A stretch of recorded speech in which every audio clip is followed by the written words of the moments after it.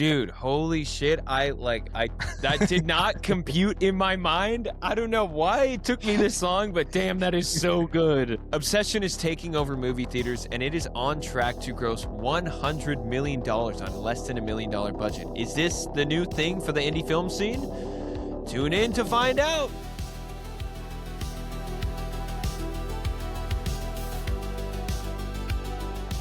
Welcome back to a brand new episode of Never Go Full podcast. My name's Evan. I'm Seth. And Seth, what did you watch this week? Okay, well, starting off, I just right before we clicked record remembered that I actually did watch Tropic Thunder this past weekend. No way. Yeah, I did. And it was, it just got thrown on at the cottage.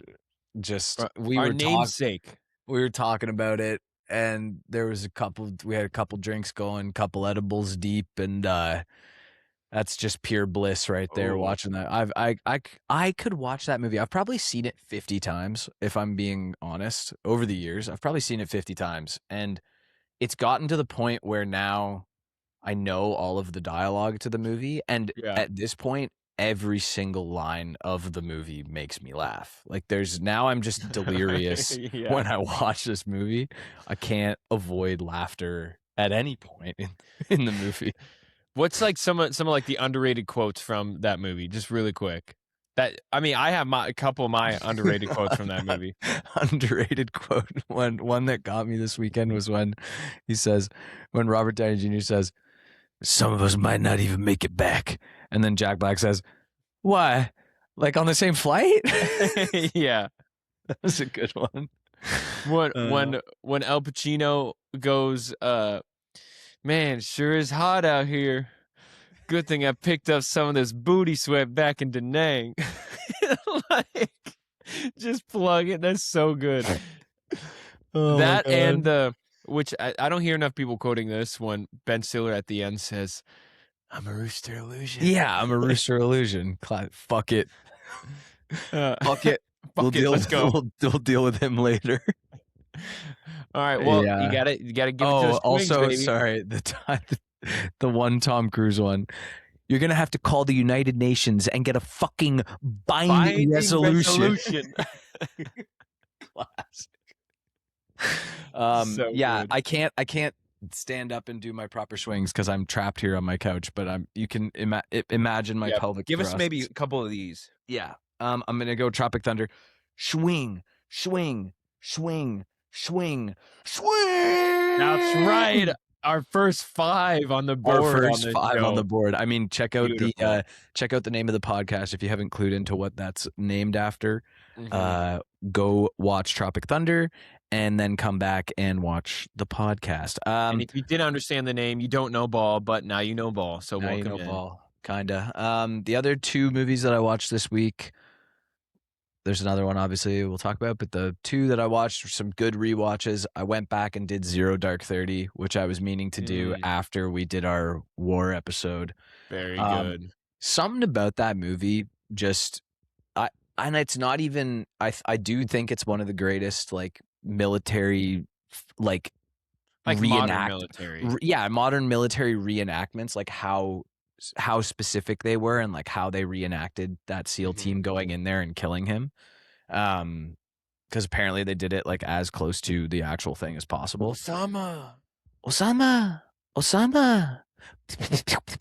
See you, bud. Get fucked. Forgotten Country. Fuck. That's my favorite part when he goes, "Forgotten Country, Geronimo. Forgotten Country." I'm like, fuck yeah, let's go. I'm not even American. I'm just like, yeah. See, that's like what being an American is all about. Dude. I'm not American, but okay. No, I was gonna say I'm not American, but fuck Osama bin Laden, global hatred here. This guy. I think we can all agree. We can all agree, bad guy, number 1 bad guy. But also, it's not even like that. I love that scene so much, but it's that whole movie, start to finish, like watching Jessica Chastain just fret over this for years and years, like the way they build it up and all those scenes, like her friends dying and the just not sleeping ever. Like the whole thing is just so good. I fucking love that movie. Zero Dark 30. I'm going to go swing, Swing, swing, swing. Ooh, Give 4 nice. swings. Solid 4. I agree. Yeah, it's a 4 for me. And then I have one more movie that I was rewatching for like the 15th fucking time because I love it, but I was Busy using it week. more so for research, but I did 7 because I'm actually working on a script that I'll tell you about later off air, but Love I that. needed it for some research purposes, and I just love that movie. Like I can't get off that movie. It never disappoints me ever. It's just one of the goats, and I have such a hard on for detective shit. You know this about me. I saw something recently where it's like, someone from a character from Into the Shadows or something, that HBO show about the vampires or something. Mhm. Taika Waikiki. That's how you say his name. You got it. You got it. Okay. I said Waikiki. Waikiki. Because Nailed it.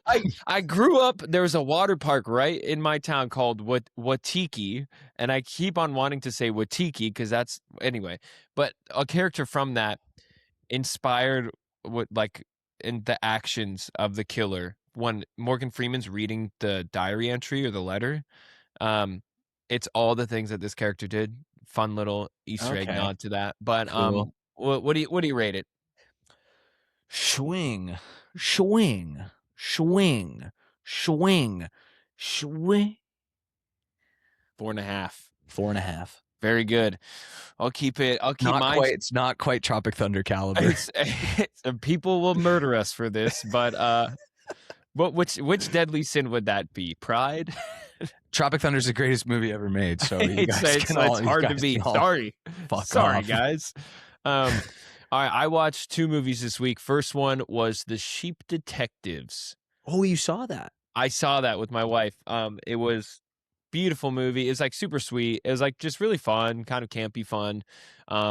Honestly, the CGI sheep are pretty insane. They do look amazing. I don't know which house did the VFX for that, but it's honestly great. The way they interact with the environment is phenomenal. And even like people touching them, like they're not there, but like seeing them touch them, they did a great job. Fun movie, heartfelt, got a little Question. teary-eyed. Question, yeah, right there in the back. Would you be shocked if I told you that those actually are real sheep? Yes. Okay, good to know. Do you have any supplemental information on that? Nope, it just might come out later. You find out that they trained those sheep and they were real sheep. Wait, do the sheep talk? Do the sheep speak English? Yes. Definitely real sheep, for sure. I seen a sheep talk English once, man. It's a sheep. It's actually just a dude playing a dude disguised as another dude. Just playing at sheep. There's another sheep. I know what sheep I am. All right, I don't want to know what sheep I is. Sheep Detectives. I give it a swing, swing, swing. It's a 3. 3's pretty respectable. I hand out 3s like candy, but I mean 3 is still a great bar to be at. I just think who's the lead? Well, it's Hugh Jackman, but it's Julia Louis Dreyfus is like one of the main Julia Louis Dreyfus. Julia Louis Dryer Sheets and Wakiki. Julia Wakiki Dreyfus. Wakiki Kofiki. Yeah, and we both watched another movie. We sure did. Which we will give our ratings on at the end. But that movie is, of course, Obsession. Now, before we get into that, if you guys enjoy talking about films, talking about movies, stuff like that, make sure you subscribe to the show. We talk about stuff like this. We do tier lists. We do deep dives.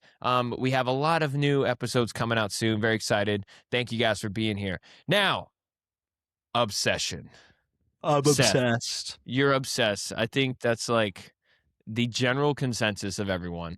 We're talking directed by Curry Barker.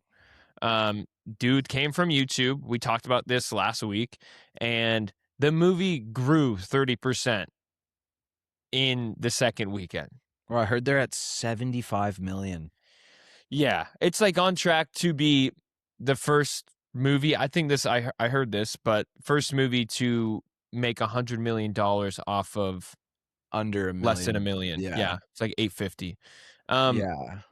Now, okay, initial thoughts going into the movie. Like, what were you thinking? Well, so I'd just like to backtrack really quick to, I know we kind of talked about it last time, but I clearly live under a rock and like was not familiar with Curry Barker and their YouTube channel. Like I honestly, I recognized him when I looked it up and I recognized his face kind of, but I didn't realize their YouTube sketches were filmed and like directed kind of as well as they were. Like they've obviously, and then after that, of course, because the algorithm stalks your brain, I saw a clip of him talking about how they always aimed, like when they do their little 2-minute YouTube sketches, to do it as well as possible. Like yeah, they're all filmed with the like high quality camera. It's not like with an iPhone. Like, no, they put the effort into it. It's not just like a half-ass thing, which I appreciate, which is nice. And I ended up watching like 20 of them because I was like, okay, I gotta actually see what this dude's all about. So going into Obsession, I was expecting a good movie because of all the hype that it's been getting, but I was also keeping in mind, it's like, okay, 25, 26-year-old dude, directorial debut. He also edited the movie. Yeah. Solo dolo, just like in his fucking house, which is crazy. Which I think is a big advantage to it. One being on a podcast that he was on, his dad's podcast, forgot the name of it, but they storyboarded the entire thing and like he edited together the storyboard. So they used Lightroom, where you can basically like shoot the movie with just 3D models, and like he shot and like edited the movie first, so he knew exactly what he was going for going into making the movie. I mean, I would fucking hope so. Yeah. I mean, it's, of course there's like storyboards for every movie, but like he knew the edit going into it. So he knew exactly when to cut. So like they could do a really quick shoot, which I believe it was like, it was 20 days. 20 days? Mm-hmm. Yeah, it was super fast, which is, yeah. I mean, obviously there's like very few locations in that movie and not a big cast, but still 20 days is fucking real quick. That's very fast. I mean, that's super fast. I mean, I have shot a movie in 6 days, but I mean, I don't want to brag. That one make 100 million. And I also am in the middle of shooting a movie that is going on to its 3rd year. That just, it's past 3 years. Can it? Just put it away. So, brother, I can relate, man. I would never tell anyone to give up on their dreams. Give up on that one. I'm just acting in it, okay? But that's why I'm saying that. If it was your movie, I wouldn't say that. But we're so close. We just got to finish it. This could be my obsession, man. There's only 3 years of shooting left. We've only got 3 more years left. I'm going to be fucking 33, whatever. Just 3 more years. My hair was long when we started this movie, so that's a bit of a problem. But okay, we will talk about specific scenes in this episode. So spoiler warning, if you have not seen it, please do yourself a favor, go see it. Spoilers will be coming up. Yeah, but, I mean, okay, do you want to just give your rating right now, or do you want to save that for the end? No, I'll save my rating for the end. I think we should just talk about the movie. Now, what was the thing? I didn't expect this movie to be so. I knew it'd be like creepy, but like I haven't been like really creeped out by a movie in a very long time. Well, I don't watch horror movies either, and I went to the movie theater by myself, not really knowing how scary it was going to be, which, you know what, I have done that a bunch of times this year now. I've gone and seen like 5 movies this year by myself in the movie theater. It's actually really nice going by yourself. I don't have to I'm not thinking about anybody else or like what they're thinking about. You can really focus on the movie. Really just lock in on the movie and not until like some stupid fucking idiot behind me starts yip yapping or texting or talking. Then I got to turn around and be like, hey, shut the fuck up. Yeah. But I didn't know how spooked I was going to get. And there was only like 6 other people in the movie theater because I went at like 5 o'clock on a Monday, which is a weird time to go see a movie. But I wasn't scared at any, like I wasn't really spooked at any point. It got me a couple times with a couple little creepy fucking jump scares, like not even jump scares, but just like when she was standing in the corner of the room in the back when he was asleep, and then you kind of takes you a second to find her, and then you find her and she's just like, oh no, go back to bed, I'm just watching you sleep. What? Well, dude, that was the first like scene where things were like, okay, this is really creepy. Like it's this is what we're in for the rest of the movie. Like that was the first big moment like that where it was truly terrifying. I think, you know, I'd even backtrack a little more. The one where I was like, I made the comment to myself in my head, whereas like I get it, he's got like a huge crush on this girl, and it's fair. You do weird things when you're attracted to somebody, but bro, just after the first night when she stayed at his place, like the very first time, and then he wakes up in the morning in the dead cat shrine in the kitchen. Oh yeah, that was night one. I'm never speaking to this girl again. I don't care. There's no level of MDMA that's gonna make you fucking dig my dead cat out of the garbage and make a shrine on my kitchen floor like that. Well, but that's also it begs the bringing up, like he's delusional himself too, like him keeping this going. Yeah, yeah. Bear's completely. Just like, no, like no, you can't do that. Like, come on, stop. Yeah. It's like not... I would have tried to solve it a little bit faster, maybe. Yeah. Well, I think he obviously knew that she was, but I don't think it took him a little bit to figure out that it wasn't actually her, that it was like a spirit demon that was controlling her. Also, I'd like to say that guy kind of looked like Timu Evan Henderson.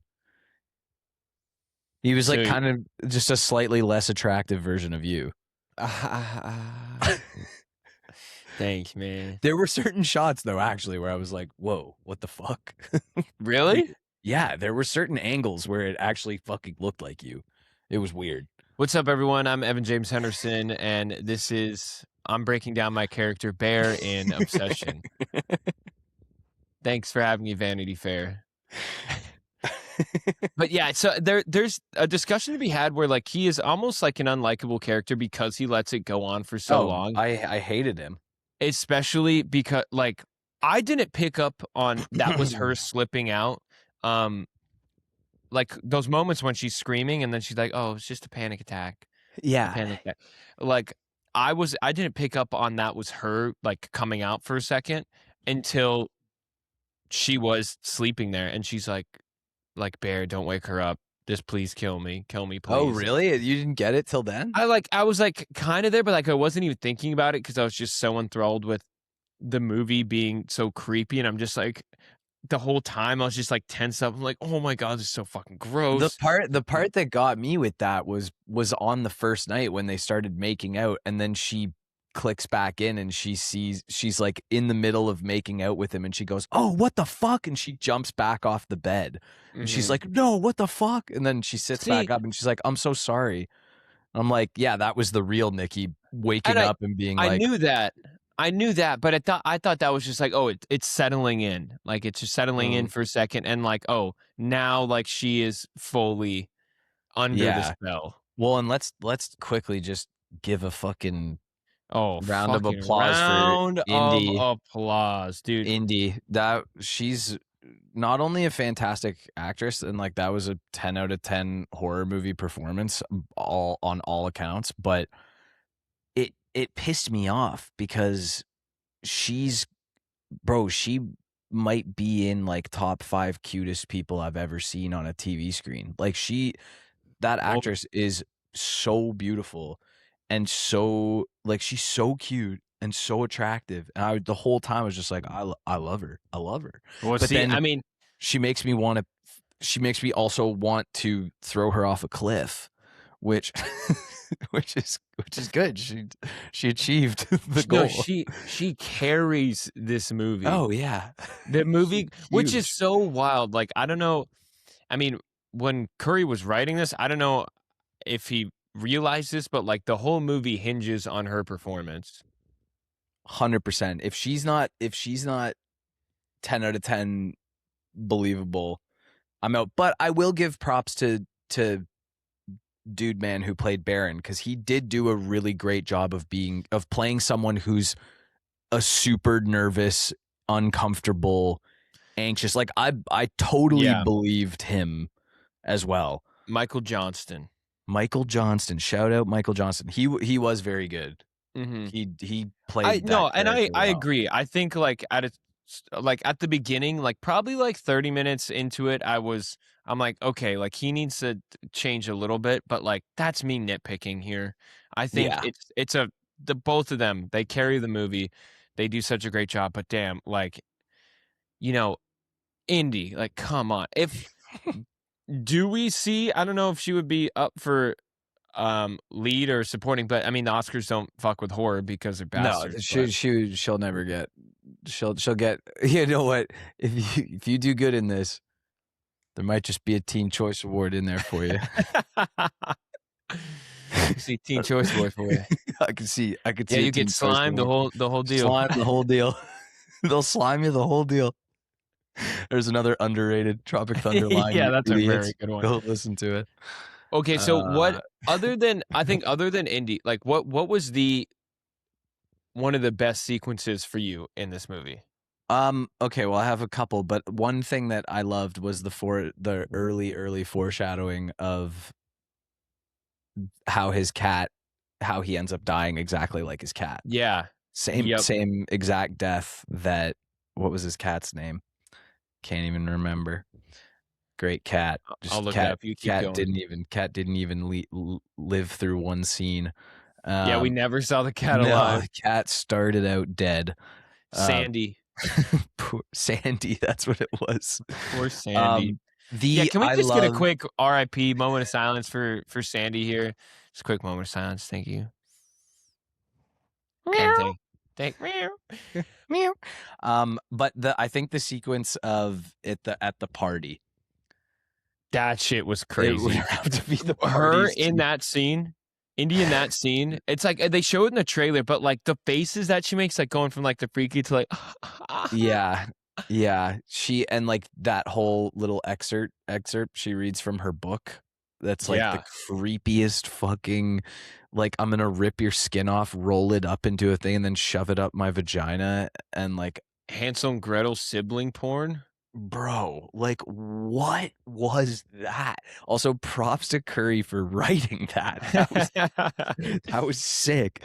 That's basically like a court of thorns and roses. That's like fairy something smut. Like, bro, and that was something like that scene. The way that scene progressed, and just like that, it was a great little tension building scene. And then to break the tension with her smashing a bottle and trying to stab herself in the fucking skull with the bottle, which, see, that was Nikki. Oh. That was Nikki, because Nikki's just wants to die because she's literally in like purgatory fucking hell. So that Nikki broke through there, grabbed the bottle, broke it, and tried to kill herself, and then the demon came back in and stopped her. And she's like, I'm so sorry, it was a joke. And then it's like, you just beat the shit out. Like, that was Nikki trying to kill herself. Dude, holy shit. That did not compute in my mind. I don't know why it took me this long, but damn, that is so good. Yeah, man. He kept finding ways. There's your movie to... trailer.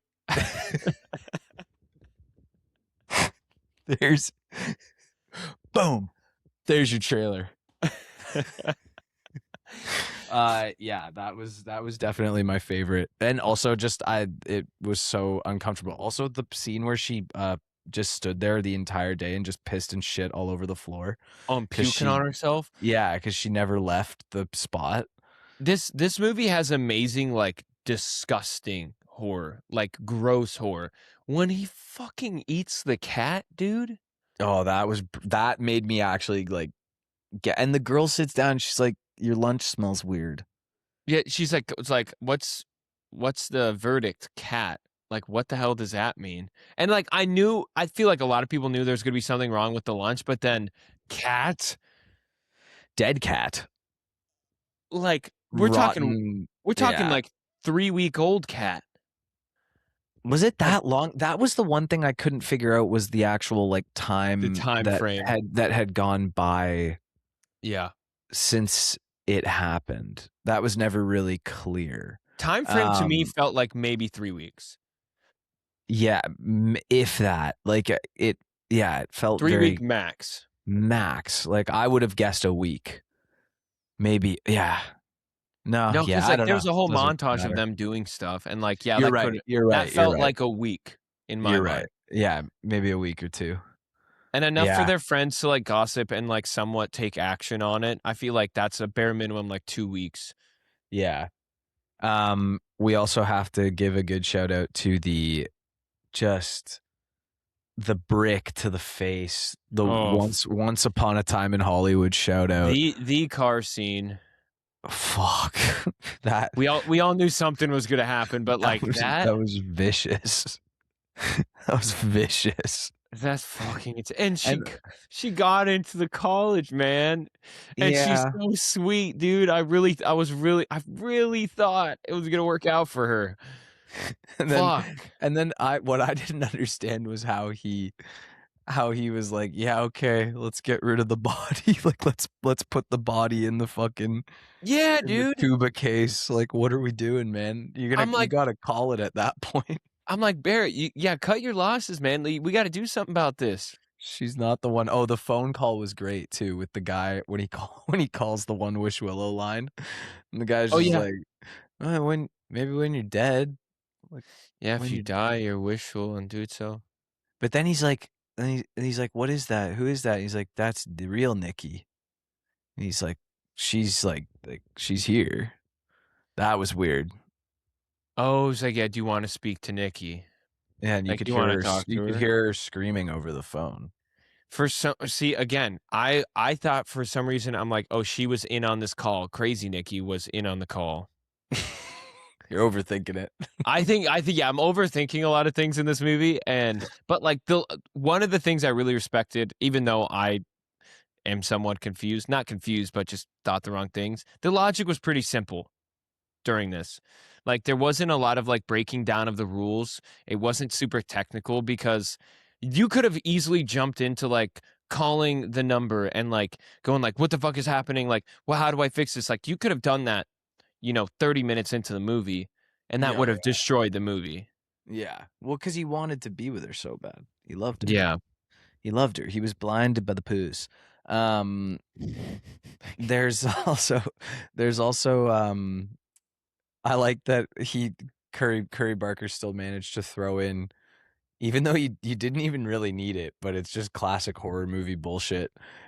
There were certain times where she would just move like a creepy demon thing. Like she would Oh, walk and like move like she was a robot the alien. first instance in the bedroom, she's like, and then the one where she's like in the living room and then she like just goes backwards, just like Yeah, yeah, she just rewinds. That was reverse, great. reverse. That was great. The bedroom scenes were definitely the spookiest, obviously. Like those were the scariest scenes, when they're just alone in the bedroom together. Yeah. For Well, sure. but I think okay, all this aside, a movie is amazing. Like, do you think that this is a moment for smaller budget movies and like new directors and filmmakers to start making the leap? Like, do you think this is going to open the door for other filmmakers like this, or do you think these are just some one-off things? I I hope so, but like probably not. Cuz Yeah. I I'm I'm not a pessimist, I'm a realist, but like this is such a crazy, but it's just nice that it gives you the hope that, like, it makes me want to make shit. Like Yeah. it gets you immediately inspired to think that you can. And like, we have friends who have made a couple movies Hmm. on similar-ish budgets, where it's like, there's so many people every year making so many movies. Like, the majority of movies that get made, I have to imagine, don't have tens of millions, if not hundreds of millions of dollars of backing. Like, there's probably a lot more movies that get made for closer to the budget that this movie was made with. But it's just, for whatever reason, man, it's, whether it's a flash in the pan or whatever, this movie just, and I swear this was word of mouth. Like, yeah. And also they have over 1 million subscribers on YouTube, which is huge. Like, Which is people a are huge familiar achievement in its own. in its own right, huge achievement. So it's not like this was, it's an indie movie and it's a first time film for this crew and for Curry Barker, but it's not like it was just some no-name guy doing an indie film that got picked up just because it's amazing. It's like, people know who this guy is.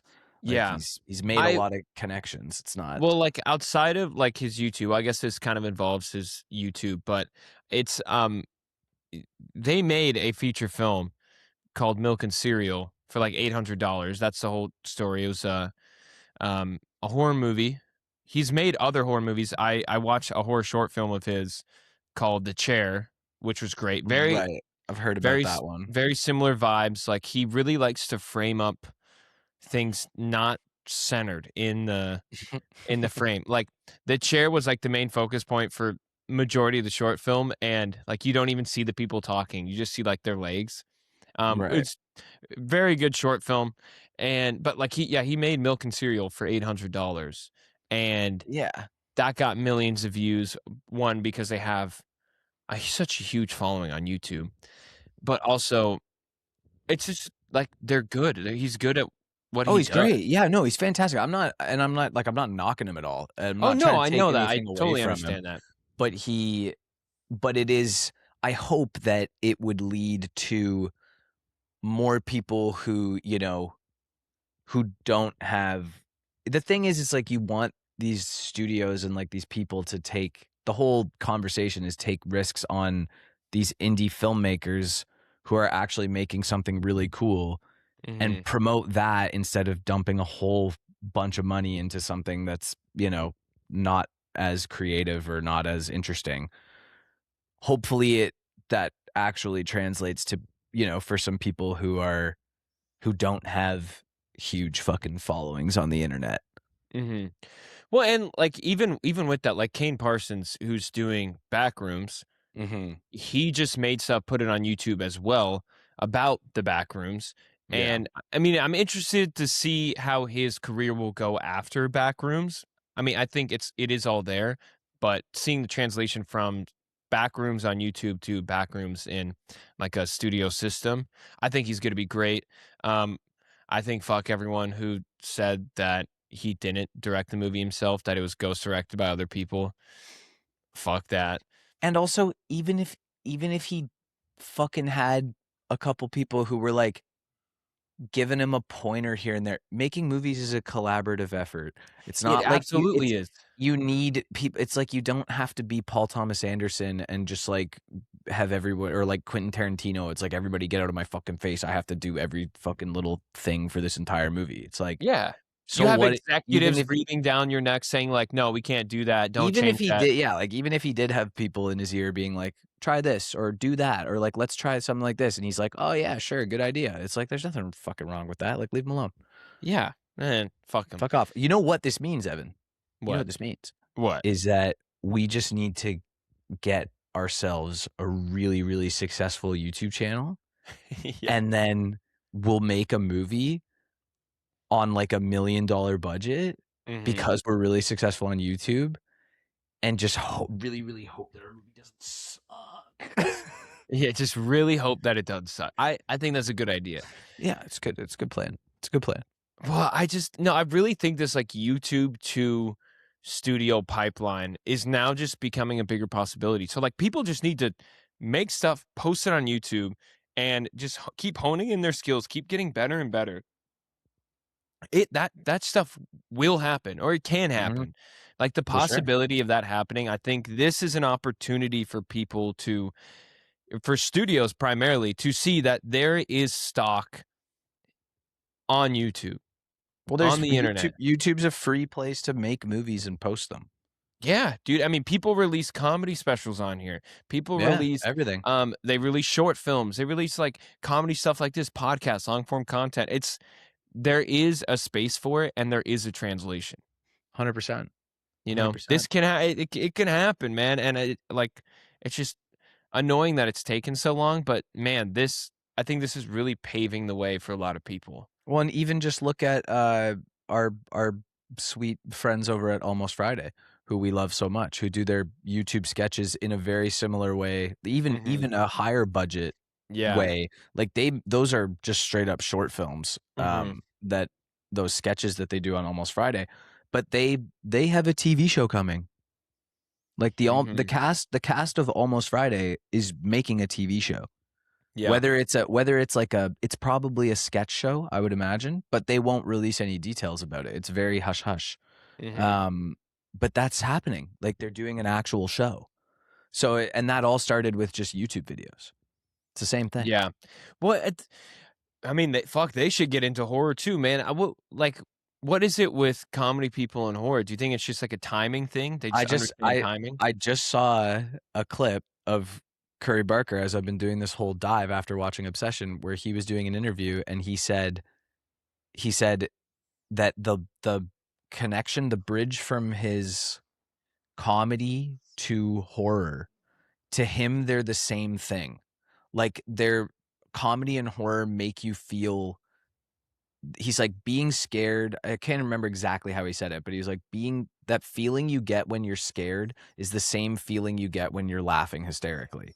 It's almost the same, like, kind of body reaction in a way. So it's easy. He's like, it's really easy to bridge the two. And that even Obsession, like there's a lot of funny moments in that movie. Yeah, there's some very funny moments. Very funny moments. So no, they're very interchangeable, and like they work well together. Yeah, man, this movie, it excites me. I think it's an amazing movie. Obviously, we both very much like it, but like you have Kane Parsons. I mean, the Philippou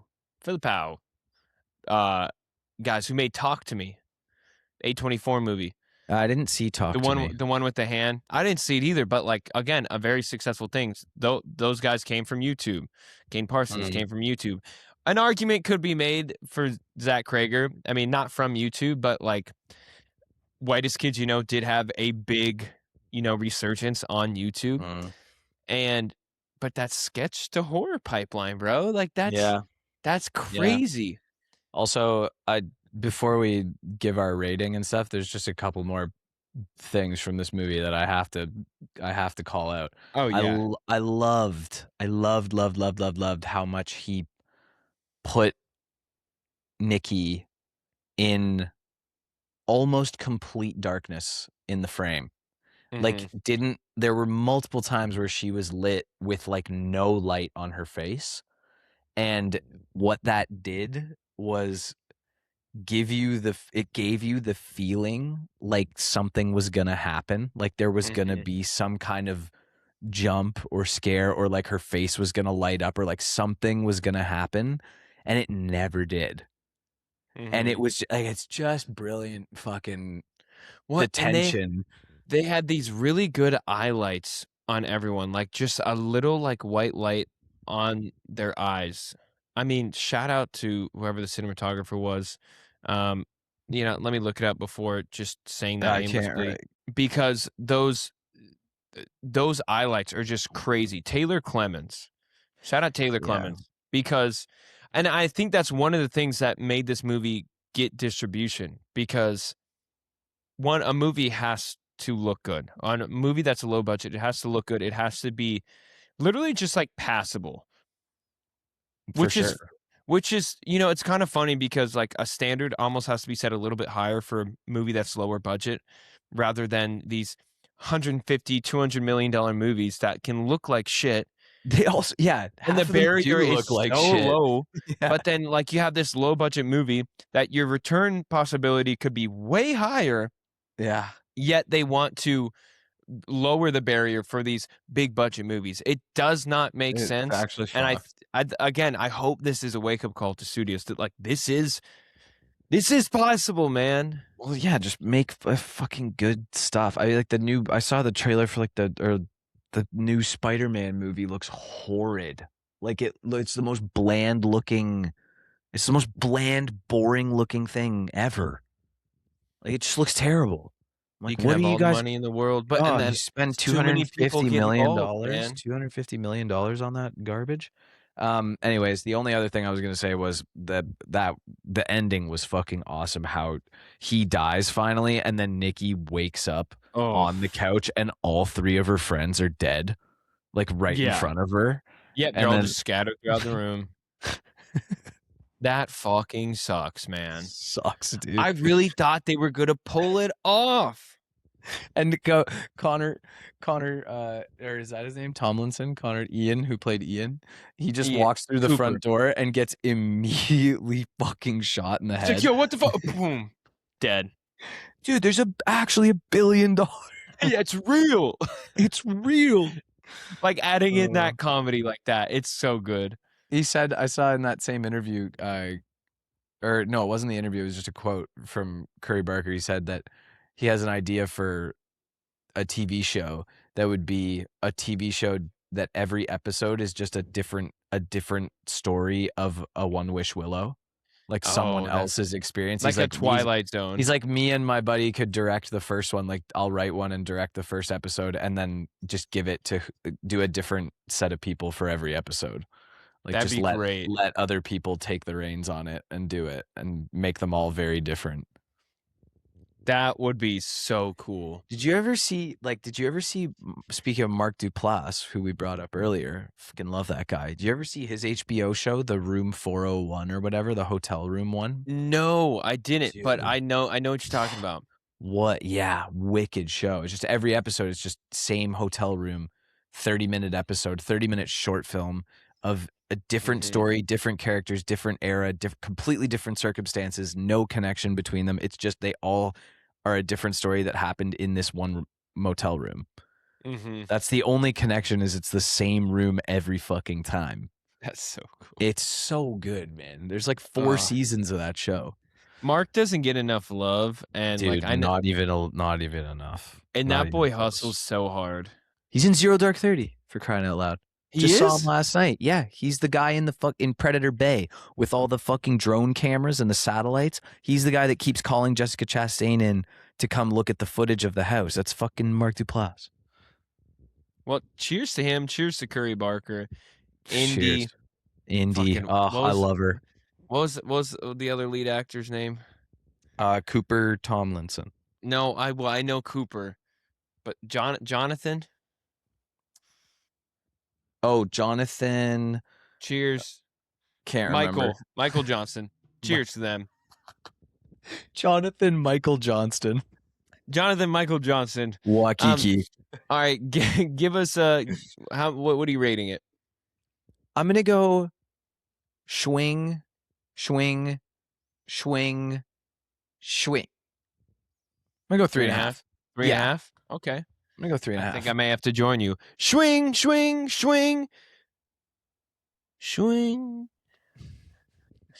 Maybe 3.75 for me. Let's say 3.75. I like 3.75. You know, and like all that. You know what? Yeah. 3.75. It's not quite a 4 swings for me. Horror is tough for me. Because I get scared. Because I'm a big pussy baby. No. I get scared. But guys, what did you think? Do you think Obsession is a 5.0, a 4.0? Maybe you hate it. Maybe it's a 2.0, and you're like, why is everyone, apologies, obsessed with this movie? Let us know down in the comments. Is Obsession Tropic Thunder level movie making? Okay, well, we all know the answer to that one. But I think there will be a Tropic Thunder level moment coming for Curry Barker, and I pray to God that happens. Did you see they're making Grown Ups 3? Yeah. I'm fine with it. I have no problem. I don't care. Whatever. You want to talk about another movie that's going to have way too high of a budget? Oh, jeez. That one. As long as it's nothing like Happy Gilmore 2, I will be all right. Oh, Happy Gilmore 2 was just... We can talk about that another time. What a shank job. That'd be rough. Now, shall we do some Seth's Scene of the Week? Coming right up. Seth, what do you got for us? I sent it to you. This week on Seth's Scene of the Week. Okay, let me set the scene here. Do you have it? Yep, it's loading up. Okay, so I'm just chilling at home. You're coming home. Let's just assume we live together. And your character is running into the house out of breath, injured, panicked, at something that just happened to you outside. Is this a sequel to last week's Seth Scene of the Week? No, it's not. This is a horror scene, horror obsession driven scene. Okay. All right. We are roommates, and I'm coming home. Do you want to read that beginning part? Sure. Evan runs into the house, slams the door behind him, panicked and out of breath. Holy shit, dude. You okay? Oh, fuck. Oh, shit, my leg. Did you fall off your bird scooter again? God, it was that one time, man. Two times. Who's counting? What's up with you? I just got attacked. Bird scooters can't hurt you, Evan. You can only hurt yourself by falling off the bird No, scooters. it wasn't the fucking scooter, man. I was just attacked and chased by some kind of... I don't even know, like a demon or something. Was it the crackhead that's been digging through our bins the last couple of weeks? What? No! I came home late last Friday. The fucker jumped out of nowhere. He scared the shit out of me. No, man. It had green skin and some kind of, like, horns or something on its head. I don't know how to even describe this thing.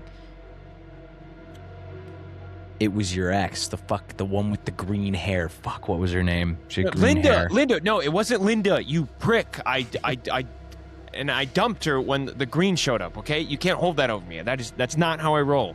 You're so shallow. Okay, shut up. We gotta call 911 or fucking SEAL Team 6 or something. We gotta do something. I don't know, man. I don't see anything outside. It is fucking out there, man. It's fucking out there, man. Why would I lie about this? I don't know, because you're a liar. Seth, listen to me. Whatever that thing was, it could hear my thoughts. I could hear it fucking talking to me in my head while it was attacking me. And even after, when I got away, it chased me down the street. It chased me right up to that goddamn door. Did you drop acid at the beach this morning with Billy and Cam again? Yeah. You're high, man. You're fucking high. No. That was like 10 hours ago. Dude, I'm not high. Dude, you're coming down off the trip right now. You thought you saw some. Tranquilo. Okay, deep breaths, buddy. Ready? 1, 2, 3. Let it out. Do it again. Do it one more time with me. Yeah. 1, 2, 3. See, you're fine.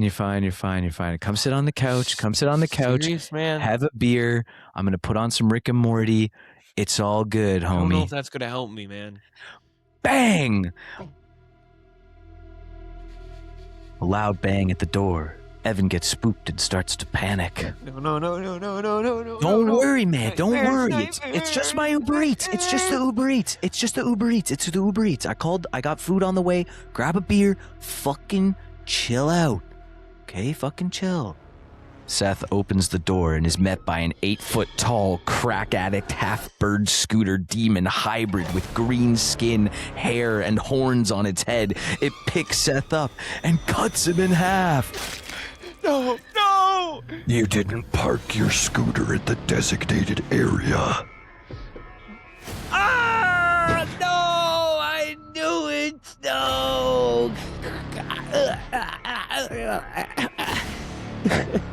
Scene. And scene. Apologies for my line delivery. That was we can edit it out. It was too blatant to avoid. I go in all these scenes cold, so I think people got to give me props. I know nothing but the premise going into these. Yeah, I know the premise. I know the premise, but full disclosure to anyone who watches this, I almost always write these 5 minutes before we record. So like, you were in the shower, I wrote this. So I'm not bravo. I'm not studied up here, okay? All right, we're not bravo. It's a good scene of the week. It was a good scene. Very topical. Very topical. I like the demon. I pictured like an actual half hybrid, like it's made of bird scooters for arms and like. Okay, see, that's what I was thinking. Or like its legs are bird, like kind of an Optimus Prime Megatron situation going on here. I was thinking more like if anyone's ever seen the Rat King from Last of Us Part 2, the game, it's just like a conglomerate of all these different infected. Yeah. I think that, but with bird scooters. And be human. And crackheads and ex-girlfriends with green hair. What a combo. But everyone, thank you so much for tuning in to another episode of Never Go Full Podcast. Make sure you subscribe, comment down below what you think of the movie Obsession or Seth's scene of the week. Could we have done better? If you guys have any scenes or any ideas for scenes, please comment down below what you want us to do. We would love to hear that. Or any episode ideas for future episodes. But thank you for tuning in. We'll see you later. Say it for me one time. You make me happy. Happy. Love you, buddy.